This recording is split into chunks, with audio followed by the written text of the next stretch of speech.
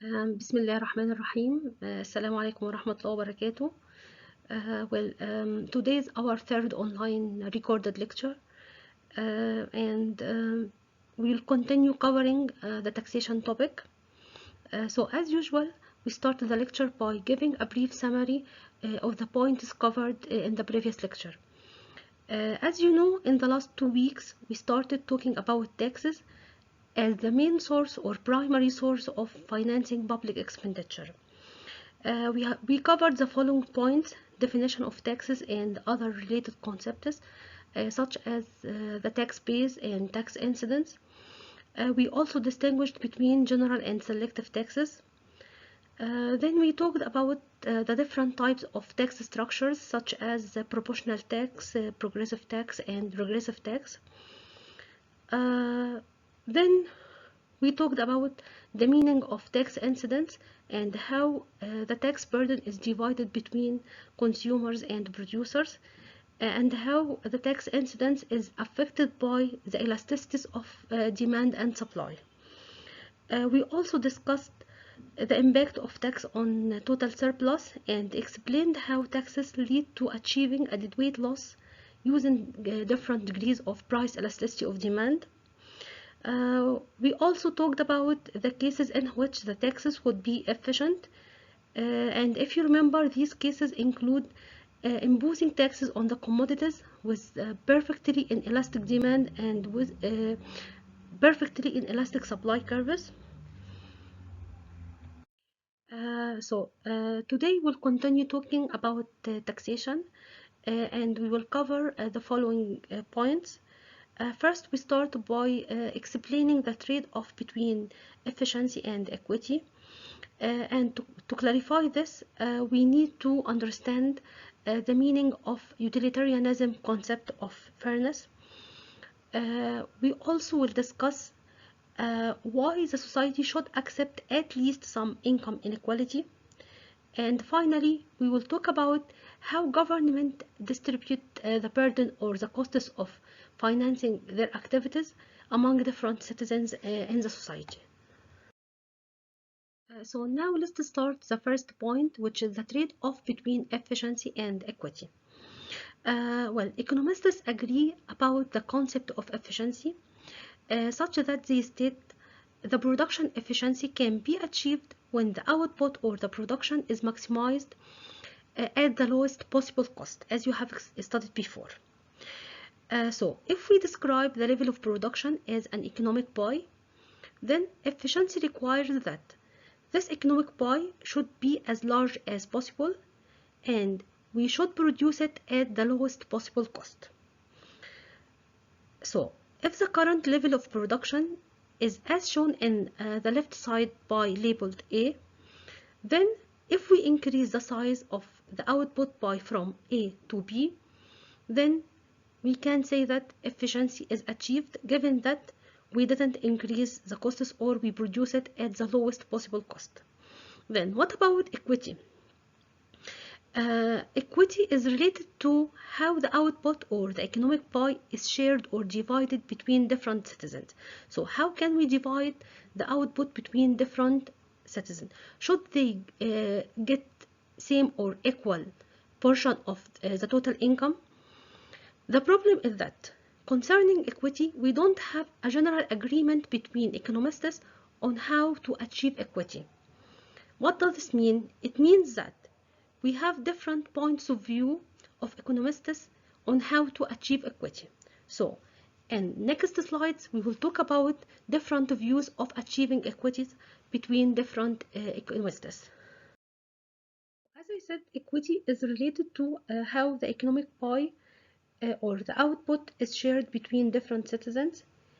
And the main question is, does equity mean that the incomes of different citizens should be equal?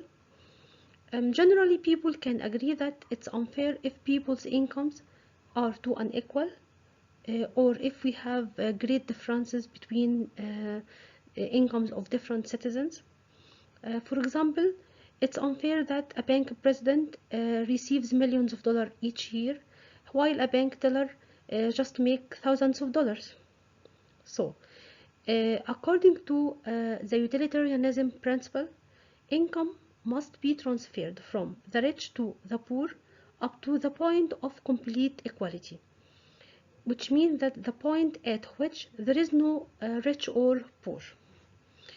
Now, what is utilitarianism? It's the thoughts of a group of economists who lived during the 19th century, such as John Stuart Mill. According to them, efficiency requires equality of incomes, so they think that to maximize the size of the economic pie, we must cut it into equal pieces or equal shares, and each one in the society get equal share. So this implies that they thought the equality of incomes would lead to achieving efficiency in the society. So according to this principle, income should be divided into equal parts or equal shares as shown in the left side economic pie. The problem with this view is that they ignore the costs of making income transfers, as we will explain now. Now, let's talk about the first reason of the existence of a trade-off between efficiency and equity. So, the reason is that to achieve equity, we need to transfer income from rich people to poor people, and this can be done only by taxing rich people. Here we have two ways of taxation, by taxing labor and by taxing capital.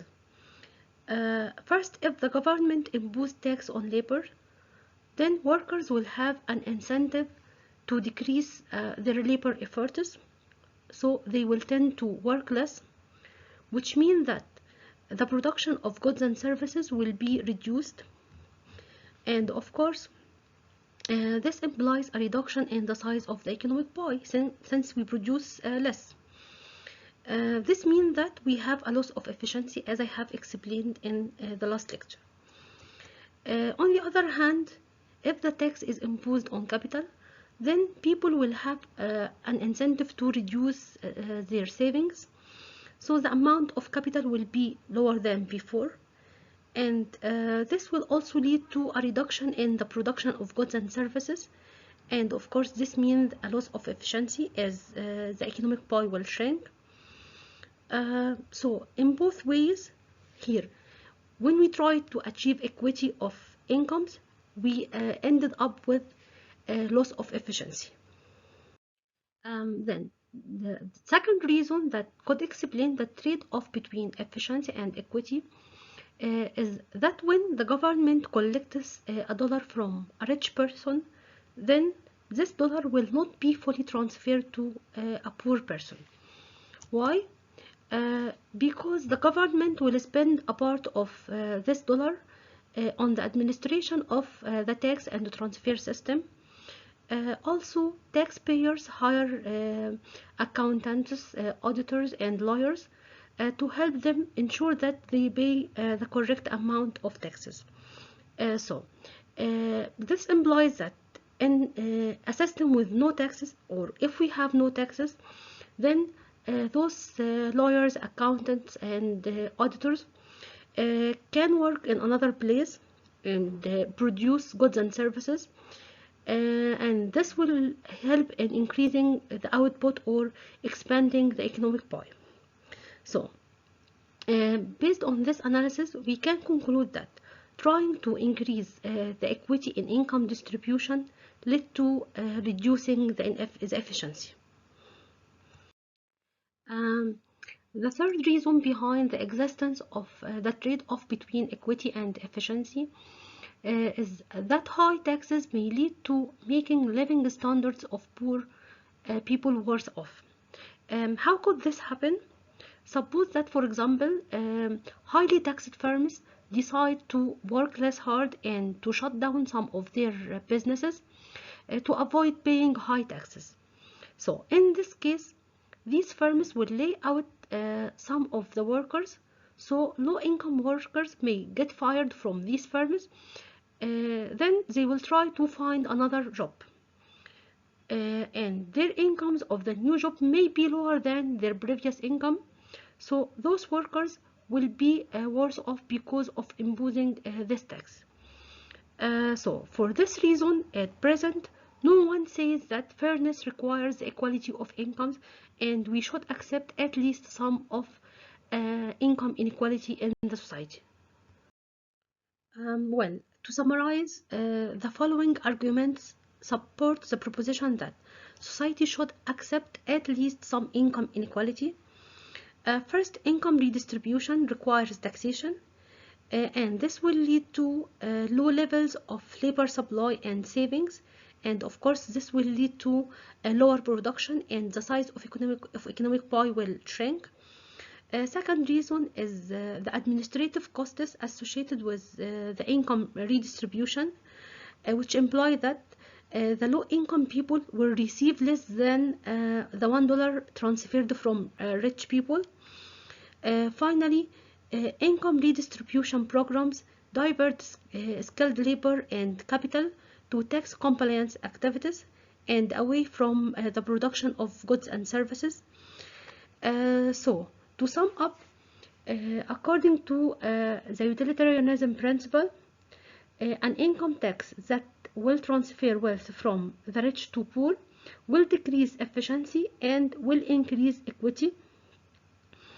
However, this principle ignores or didn't take into consideration that taxing those with higher incomes results in less work effort, as well as there are many costs associated with making income transfers. To overcome the limitation of the utilitarianism principle, which ignores the costs of taxes, a modified version of this principle was proposed by John Rawls in his book entitled A Theory of Justice, which was published in 1971. According to him, government should collect taxes from rich people, and then after paying the costs of tax administration, then the rest of collected taxes should be transferred to poor people.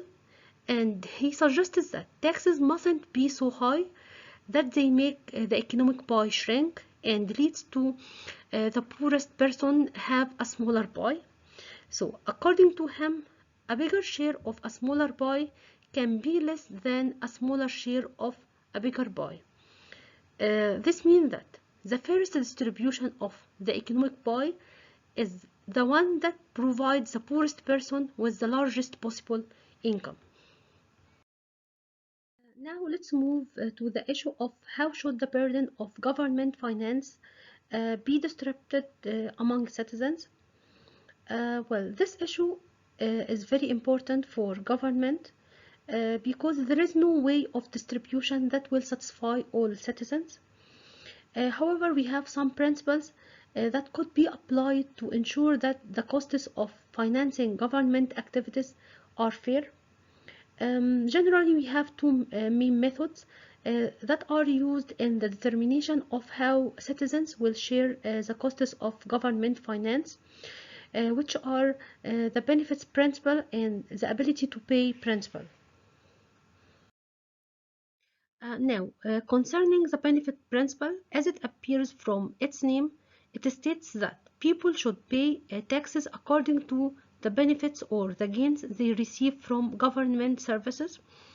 And this principle is fair because it means that citizens who gain more from government services and goods are required to pay most of the tax. For example, the gasoline tax are usually used to finance the highway constructions and repairs.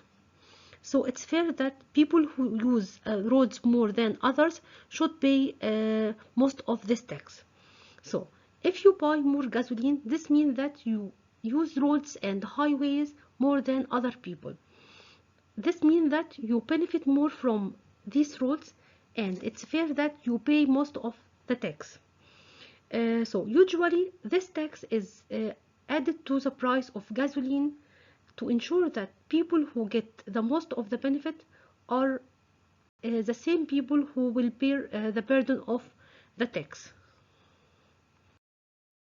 So the final point of this lecture is the ability to pay principal, and according to this principle, people should pay taxes according to their ability to pay the tax. For example, rich people can pay more taxes compared with poor people. In this case, this principle can be implemented or achieved using two ways, which are horizontal equity and vertical equity. For horizontal equity, it means that it could be achieved when individuals of equal incomes pay exactly the same amount of taxes. On the other hand, vertical equity means that people with higher incomes should pay more taxes.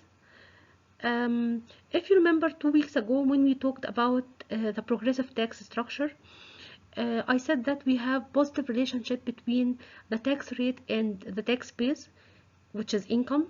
So when income increases, the tax rate will increase as well in the progressive tax structure.